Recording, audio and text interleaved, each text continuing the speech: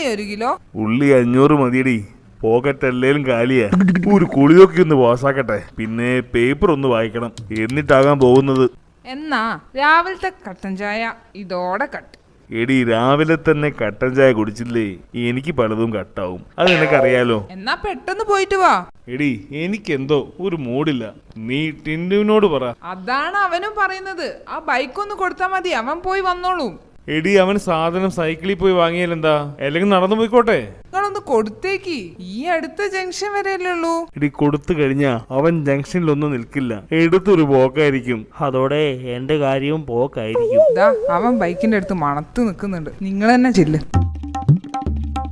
എടാ ടിൻഡു, നിനക്ക് സാധനം വാങ്ങാൻ നടന്നു പോയാലെന്താടാ? ബൈക്ക് എടുക്കേണ്ട.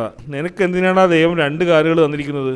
ഒന്ന് ബ്രേക്ക് ചവിട്ടാനും മറ്റേത് ഗിയർ മാറ്റാനും.